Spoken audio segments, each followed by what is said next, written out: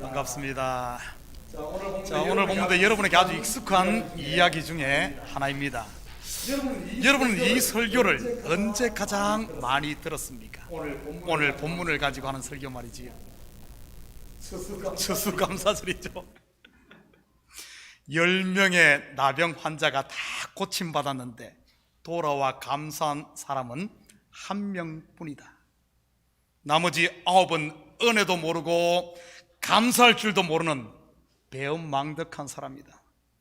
우리는 그런 사람이 되지 말고 감사할 줄 아는 사마리아 사람이 되십시다. 자, 그러면 육신의 치유뿐만 아니라 영혼의 구원까지 받습니다. 감사는 어떻게 해야 합니까? 말로만 해서 되겠습니까? 절대 안 되지요. 이번 추수감사주일에는 힘써서 감사를 행동으로 실천합시다. 우리 장로님들은 10,000불 이상, 우리 안수 집사님들은 5,000불 이상, 우리 권사님들, 우리 교회 권사님들 많은데 권사님들은 2,000불 이상, 집사님들은 1,000불 이상, 그리고 일반 성도들은 알아서 하십시오. 하나님 앞에 배은망덕한 9이 되지 맙시다. 감사는 하면 할수록 더 풍성해져서 30배, 60배, 100배로 결실합니다. 10,000불 헌금하신 분들은 100배니까 100,000,000불 될 줄 믿습니다. 믿습니다. 한 번 더 뵙고요. 믿습니다. 여기에다 이제 양념을 좀 곁들여 가지고 잭판마저 이제 간정을 하나 곁들이면 세상 말로 딱 왔다지요. 요렇게 설교하면 헌금들 많이 할 겁니다. 왜냐하면 복은 받고 싶어들 하니까요. 세상에 복 싫어하는 사람이 누가 있겠습니까? 오죽했으면 베개에도 복자를 새겨놓고 숟가락에도 복자를 새겨놓고 젓가락에도 복자를 새겨놓았지. 그러면 교회 헌금 늘어나니 좋고 교회 재정 빵빵해지면 목사 월급 올라가 좋고 저는 좋을 겁니다. 그렇지만 성도들 가운데는 어떤 일이 일어날까요? 헌금을 많이 한 성도와 하지 못한 성도, 감사를 한 성도와 그렇지 않은 성도, 분리가 일어날 겁니다. 선교를 다녀온 성도들과 그렇지 못한 성도, 새벽 예배를 나오는 성도와 나오지 않은 성도, 제자 훈련을 받은 성도와 그렇지 않은 성도, 백신을 맞은 성도와 맞지 않은 성도, 1류 신자와 3류 신자, 거기에 초1류 신자까지 생기겠지요. 물론 초꼴찌도 생기기 마련이고요. 여러분, 제자 훈련 왜 받습니까? 제자가 되기 위함입니까? 아니면 선생이 되기 위함입니까? 여러분은 제자 훈련 받고 제자 된 사람 얼마나 보았습니까? 혹시 제자 훈련 받고 선생이 되어 있지 않던가요? 제자 훈련은 섬기는 훈련이요, 종이 되기 위함이지. 이렇게 분리시키는 것을 율법적 설교라고 하고 사람의 교훈으로 가르친다고 하는 것입니다. 이렇게 가르치고 또한 이렇게 배우면 어떻게 되는 줄 아십니까? 마태복음 15장 8절 9절입니다.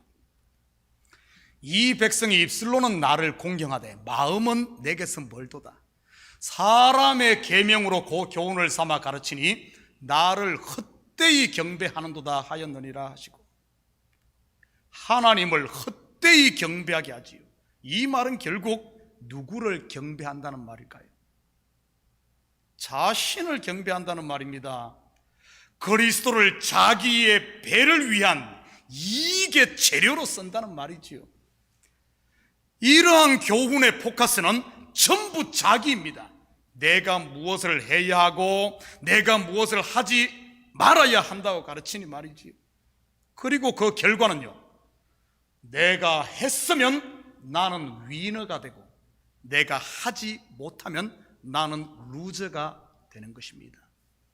물론 입술로는 하나님께 영광이라고 하지만 속으로는 내가 했어 아닙니까? 그래서 헛되이 하나님을 경배한다고 하는 것입니다.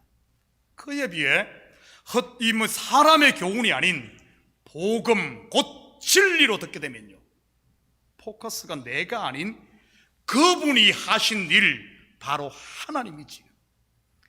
그분이 하셨기에 우리는 감사와 찬양밖에 할 것이 없는 것입니다. 요한계시록 7장 9절에서 12절입니다. 이 일 후에 내가 보니 각 나라와 족속과 백성과 방언에서 아무도 능히 셀 수 없는 큰 무리가 나와 흰 옷을 입고 손에 종려가지를 들고 보좌 앞과 어린 양 앞에 서서 큰 소리를 외쳐 이르되 구원하심이 보좌에 앉으신 우리 하나님과 어린 양에게 있도다 하니 모든 천사가 보좌와 장로들과 내 생물의 주위에 서 있다가 보좌 앞에 엎드려 얼굴을 대고 하나님께 경배하며 이르되 아멘, 찬송과 영광과 지혜와 감사와 존귀와 권능과 힘이 우리 하나님께 세세토록 있을지어다 아멘 하더라. 구원받은 성도들의 입에서 단 한마디도 내가 했다는 소리가 나오지 않는 것을 보게 됩니다. 전부 하나님과 어린 양 예수 그리스도가 하셨다고 하지요. 오늘 본문을 우리가 다 잘 알지만 감사 곧 헌금 많이 하라는 식의 사람의 교훈이 아닌 복음 곧 진리로 다시 한번 이 본문, 아는 본문이지만 다시 한번 살펴보십시다. 1절 2절입니다. 예수께서 예루살렘으로 가실 때 사마리아와 갈릴리 사이로 지나가시다가 한 마을에 들어가시니 나병 환자 10명이 예수를 만나 멀리 서서, 혹시 여러분 중에 나병 환자 직접 보신 분 계십니까? 한번 손 들어 보실래요? 직접 보신 분. 네. 연세가 많으신 어르신들 말고는 아마 거의 보지 못했을 것입니다. 저도 문둥이 이야기는 많이 들었어도 직접 본 적은 없습니다. 밤에 늦게 다니면 문둥이가 와서 잡아먹는다는 이야기 말이지요. 경상도에서는 친한 사람에게 애칭으로 부르는 게 문디입니다. 문디. 야, 이 문디 자식아, 이렇게 하기도 하고, 야, 이 문디 가시나야, 이런 말을 하지요. 지금 성경에는 나병으로 번역을 했는데 예전 번역에는 문둥병이라고 했습니다. 요즘은 좀 더 의학적인 용어를 써서 한센병이라고 합니다. 이 나병 환자는 원어로 레프로스입니다. 레프로스. 그런데 본문의 누가는 이것을 한 단어 레프로스가 아닌 레프로스 아네르로 두 단어로 이 나병 환자를 표기하고 있습니다. 이 아네르라는 말은 남편이라는 뜻입니다. 레프로스 아네르 하면 나병 남편이라는 말이지요. 다시 말해 나병을 남편으로 가지고 있는 사람이라는 뜻입니다. 성경에서 나병은 지금 우리가 생각하는 이런 한센병보다 더 범위가 훨씬 넓은 전염성이 있는 피부병까지를 포함하는 용어입니다. 이 나병에 관한 규례는 레위기 13장과 14장 두 장에 걸쳐 상세하게 소개를 합니다. 한 군데만 봅니다. 레위기 14장 8절 9절입니다. 정결함을 받는 자는 그의 옷을 빨고 모든 털을 밀고 물로 몸을 씻을 것이라. 그리하면 정하리니 그 후에 진영에 들어올 것이나 자기 장막 밖에 이래를 머물 것이요, 일곱째 날에 그는 모든 털을 밀되 머리털과 수염과 눈썹을 다 밀고 그의 옷을 빨고 몸을 물에 씻을 것이다. 그리하면 정하리라. 여기에 보면 나병에서 고침받은 사람은 털을 다 밀고 옷을 빨라고 합니다. 털은 곧 옷을 말하는 것이기도 합니다. 이 말은 이 나병과 이 옷하고 연관이 있음을 여기서 이야기해주고 있죠. 그렇다면 성경에서 옷은 무엇을 말하는 것일까요? 성경에 옷 이야기가 참 많이 나옵니다. 창세기에 제일 먼저 나오는 옷이 어떤 옷입니까? 아담과 하와가 자기들 스스로 만든 무화과 잎으로 만든 옷이지요. 그것을 대신에 하나님께서 친히 가죽옷을 지어 입힙니다. 그리고 야곱이 형 에서를 속이고 아버지의 축복을 받을 때도 에서처럼 손에 털로 덮고 형의 옷을 입지요. 복음서에는 겉옷과 속옷 이야기도 나오고 혼인잔치 갈 때는 꼭 예복을 입어야 한다고 나옵니다. 서신서에서는 의의 옷, 그리스도의 옷, 빛의 갑옷 등 많이 나옵니다. 요한계시록에도 보면 엄녀가 입은 붉은 옷도 있고 그에 비해 성도들이 입은 흰 세마포도 나오지요. 그렇다면 성경에서 옷은 무엇을 말하는 것일까요? 이 문둥병이 옷과 연관이 있습니다. 바로 이 옷은 하나님의 말씀 곧 두 언약을 이야기합니다. 무화과나무 잎으로 만든 옷은 곧 율법의 옷을 입었다는 뜻이고, 가죽 옷은 하나님이 친히 짐승을 잡아 입힌 가죽 옷은 바로 복음의 옷, 진리를 말하는 것이지요. 그리고 옷은 신분을 나타냅니다. 율법의 옷을 입고 있으면 저주 아래의 종이라는 뜻이고, 진리의 옷을 입고 있으면 진리의 아들, 곧 자유자를 말하지요. 당시 나병은 하나님의 저주로 인식을 했습니다.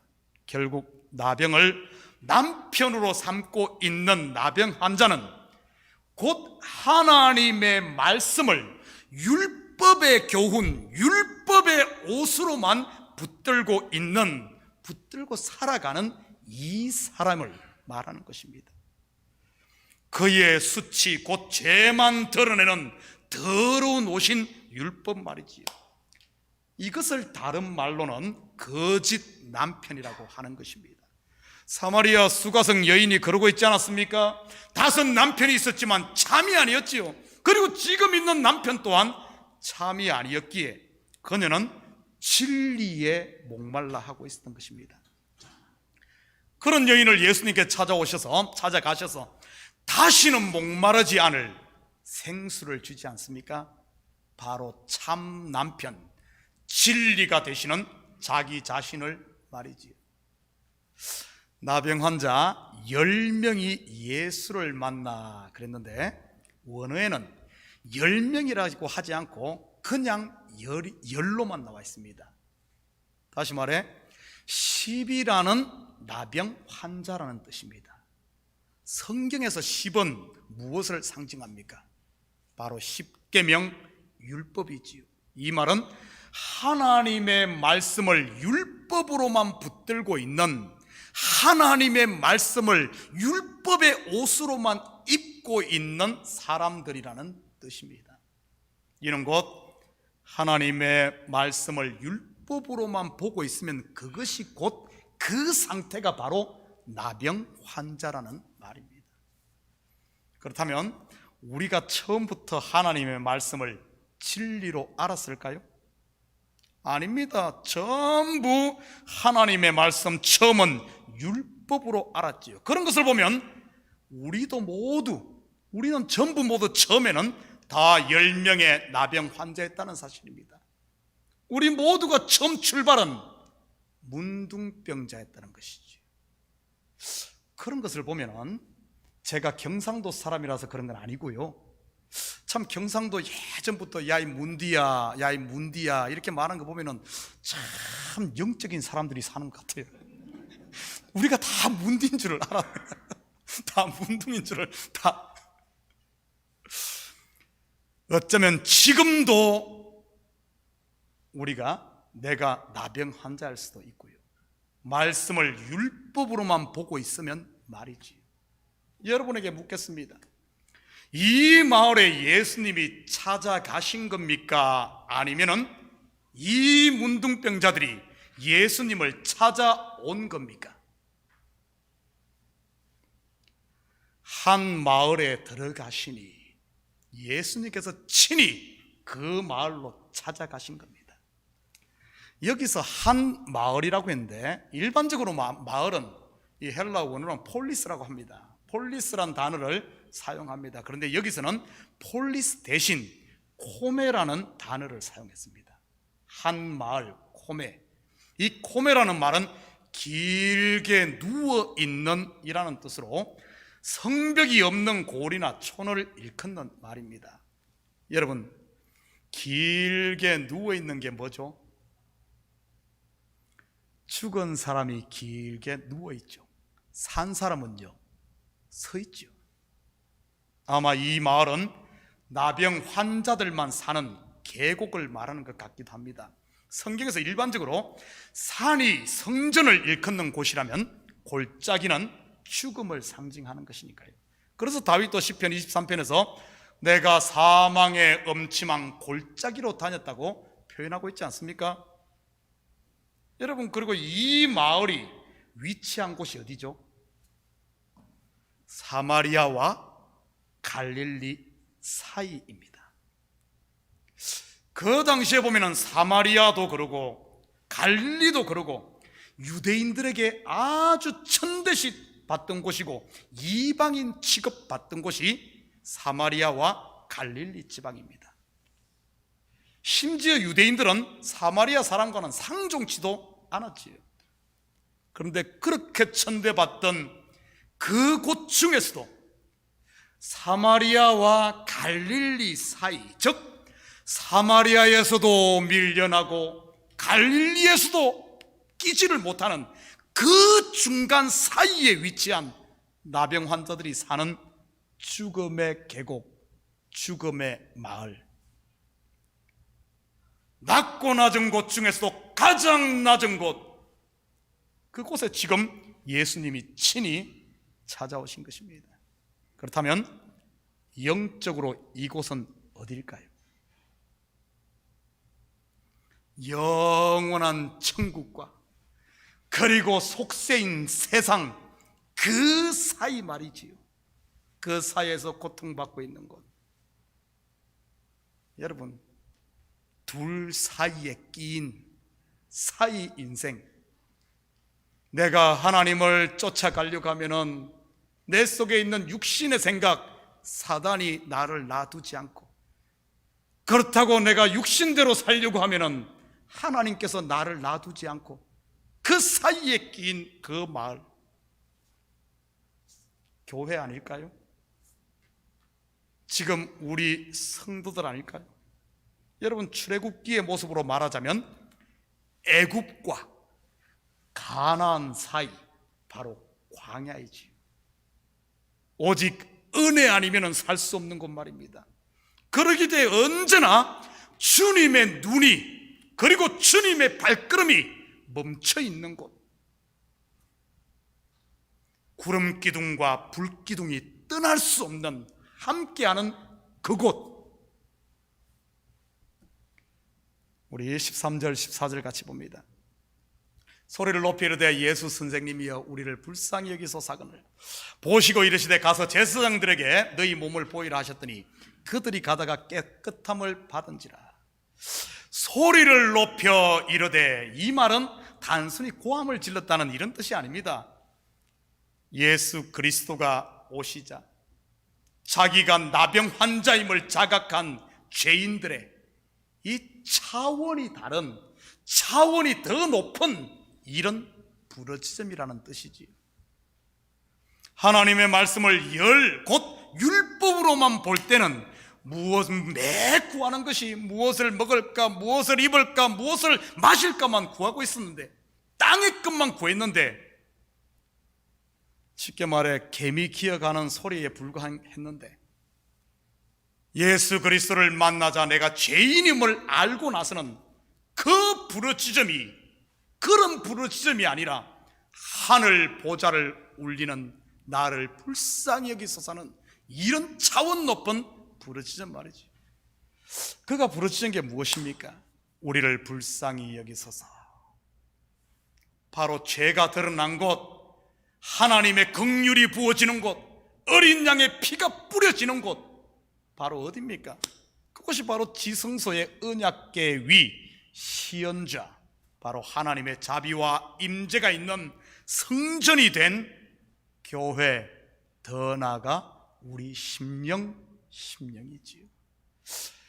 그것이 바로 지성소의 그것이 바로 지성소의 언약궤 위 이곳입니다. 가서 제사장에게 너희 몸을 보이라. 나병 환자가 제사장에게 간다는 말이 무슨 말입니까? 레위기 13장 2절 3절입니다. 만일 사람이 그의 피부에 무엇이 돋거나 뾰루지가 나거나 색점이 생겨서 그의 피부에 나병 같은 것이 생기거든 그를 곧 제사장 아론에게나 그의 아들 중 한 제사장으로 데리고 갈 것이요 제사장은 그 피부의 병을 진찰할지니 환부의 털이 휘어졌고 환부가 피부보다 우묵하여졌으면 이는 나병의 환부라. 제사장이 그를 진찰하여 그를 부정하다 할 것이요. 병이 나았는지 그렇지 않은지를 알리면 의사에게 가야 되는 것 아닙니까? 그런데 나병에 대해서는 제사장에게 가라고 명합니다. 이 나병은 우리가 일반적으로 생각하는 그런 질병이 아니라는 사실이지요. 바로 영적인 것과 연관이 있다는 사실입니다. 그리고 제사장에게 가서 너희 몸을 보이라 할 때 이 보이라, 여기에 쓰인 단어가 세아우트인데 이 단어는 스토마라는 말과 아우토스라는 말의 이 합성어입니다. 보이라 할 때 이 스토마라는 이 헬라는 우리의 입을, 그리고 아우토스라는 말은 우리가 말하는 말을 뜻합니다. 곧 몸을 보이라 하는 말은 단순히 옷을 벗고 제사장에게 육신의 몸 보이라는 말이 아니라 너희 말을 한번 해봐라, 말을 해봐라 이 말입니다.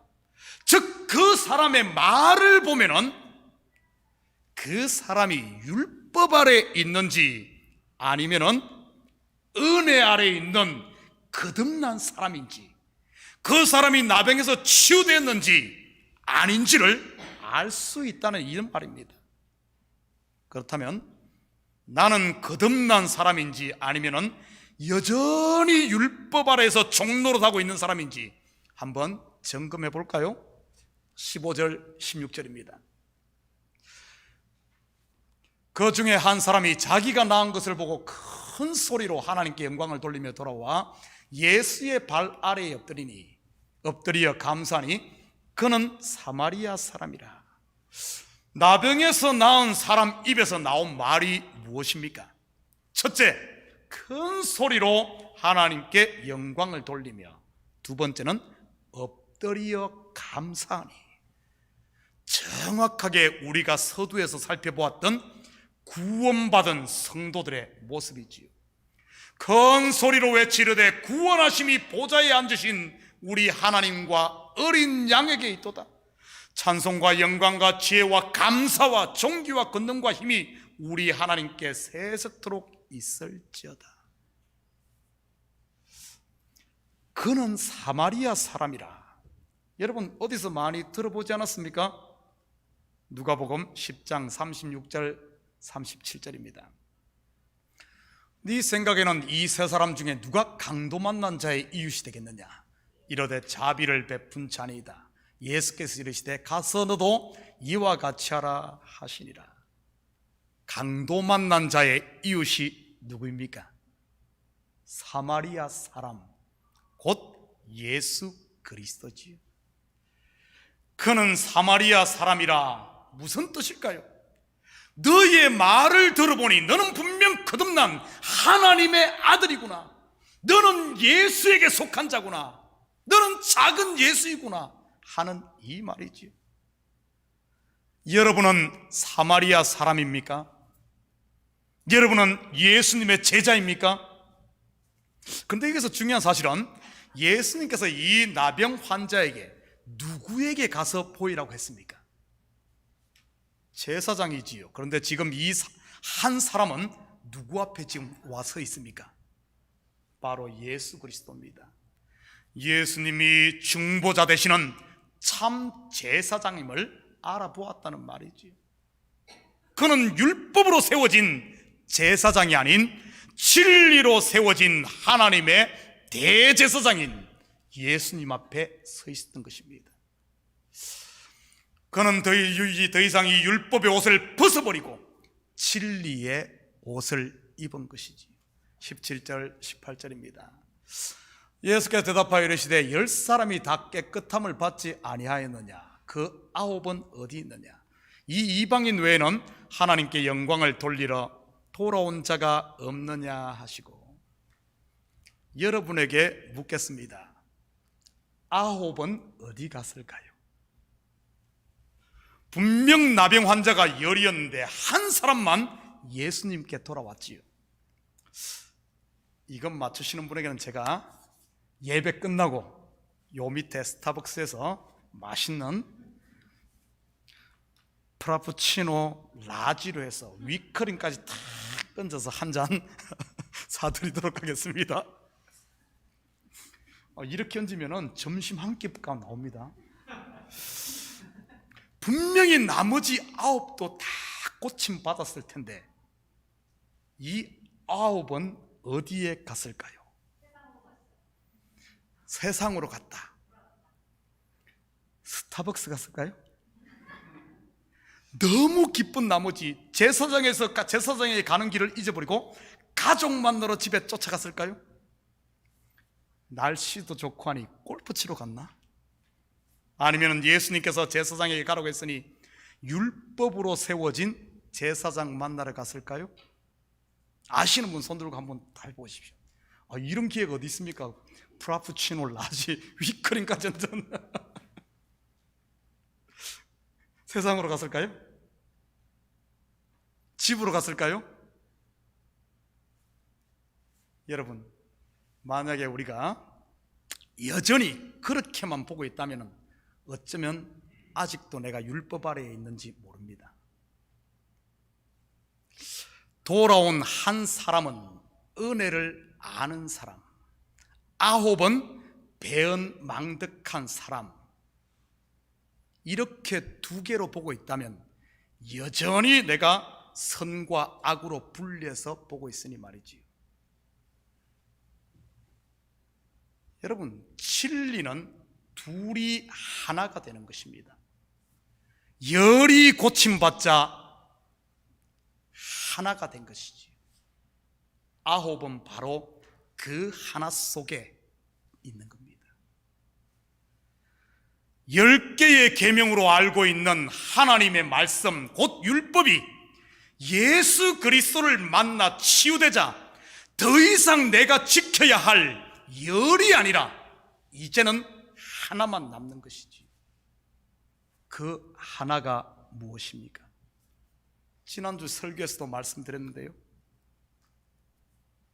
10개의 십계명이, 예수님께서 10개의 십계명을 하나로 딱 정의를 하시죠. 뭡니까?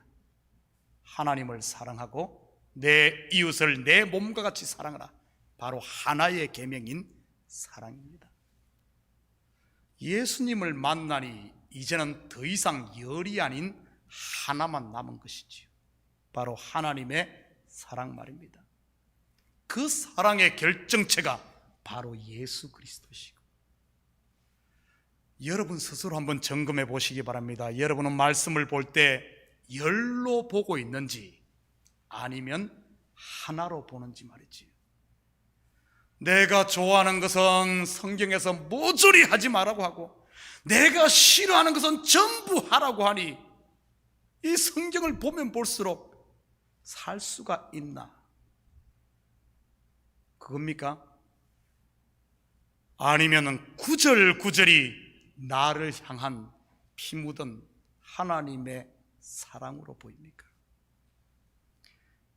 이 성경이 나를 얽어매는 족쇄입니까? 아니면은 나로 하늘을 날게 하는 날개입니까? 진리의 눈이 열리면 광야가 더 이상 광야가 아닌 광야에 샘이 터지고 그 광야에 꽃이 피고 열매가 맺는 가나안, 곧 천국이 되는 것입니다. 그래서 하나님께서는 내가 너희를 독수리 날개로, 그 광야를 지날 때 독수리 날개로 내가 너를 업어 건넜다고 이야기하는 것이죠. 여러분 한번 점검해 보시기 바랍니다. 여러분은 지금 천국을 거닐고 있습니까? 아니면은 여전히 모든 것을 분리하며 열로 보며 나를 짓누르는 하나님 말씀으로 보면서 광야를 헤매고 있습니까?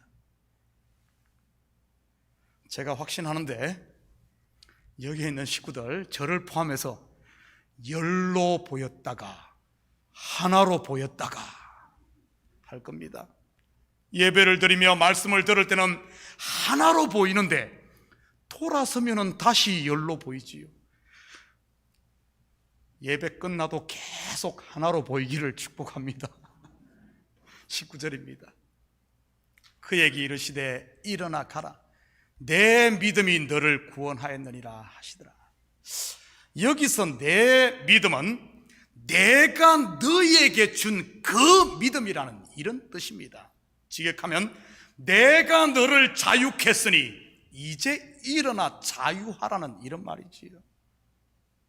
여러분, 하나님의 말씀은 전부 진리인 줄 믿습니다. 곧 하나이지요. 바로 하나님이 우리를 사랑하시는 그 사랑, 그 이야기입니다. 자기의 독생자 예수 그리스도를 십자가에 내어주는 바로 그 사랑 하나 이야기하는 겁니다.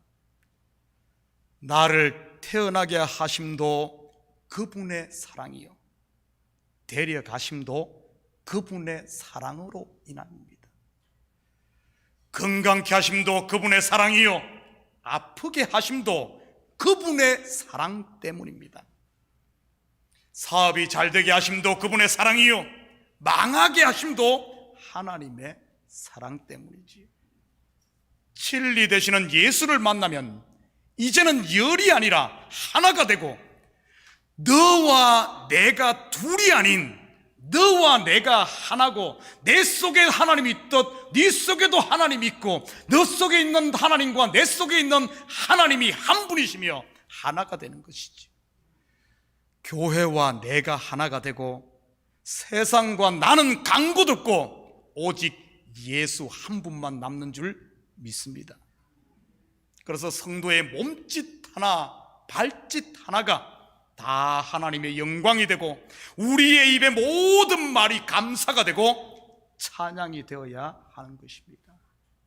사랑하는 성도 여러분, 이 한 주간도 여러분의 호흡 한숨 한숨도, 발걸음 하나하나 속에도 그분의 속에서 그분의 이 사랑을 만나시기를 바랍니다. 그래야만 더 이상 누워있는 나병 환자의 인생이 아니라 이제는 일어서서 하나님을 찬양하며 하나님께 감사하며 하나님의 영광을 세상 가운데 드러내는 이런 삶을 살 수 있는 겁니다. 여전히 나는 헌금 많이 한 사람, 저 사람은 헌금도 안 하는 사람, 나는 주일날 주일 성수한 사람, 저 사람은 하지 않은 사람, 그런데 목사님은 주일 성수도 안 하는 저 사람에게는 밥 사주고 왜 나에게는 밥도 안 사줘? 그러면서 내 속에 둘로 보는 순간, 계속해서 열로 쪼개는 순간 어떻게 되는가 하면은 내 속에 광야의 목마름에 허덕이는 거예요. 허덕이는 거예요. 사랑하는 식구 여러분, 이 한 주간도 여러분들은 둘로 보지 말고 여러분 고난도 복이고 축복도 복이고 이것도 복이고 다 하나님의 뜻이 있어 여러분들을 이곳으로도 이끌고 저곳으로도 이끌고 때로는 넘어지는데도 보고 있고 또 일으키시고,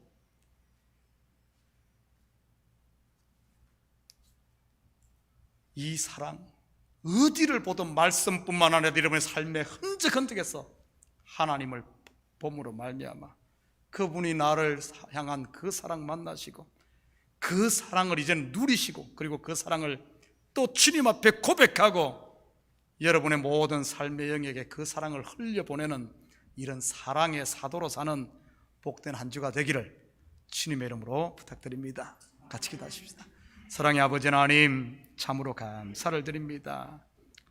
우리에게 분명 아버지 하나님 짐승을 잡아 가죽옷을 입히시고 예수 그리스도의 십자가에 못 박아 아버지 하나님 이 진리의 옷을 입혀 주었건만 아버지 하나님 다시 우리가 그 옷을 벗어버리려고 하고 있지는 않습니까? 누더기와 같은 무화과나무 잎을 다시 해입으려고 하고 있지는 않습니까? 사단은 그것이 좋다고 우리를 유혹하는데 하나님 이제는 과감히 율법으로 다시 돌아가 아버지 하나님 분리시키는 자가 아니라 주님의 선하심을 맛보아 알므로 말미암아 우리의 발걸음 가운데 역사하시는 주님을 보고 그 사랑을 누리고 받고 이제는 전하며 사는 복된 성도들 다 되게 도와주시옵소서. 감사드리며 예수님의 이름으로 기도드립니다. 아멘. 자, 우리 다 같이 자리에서 일어납니다.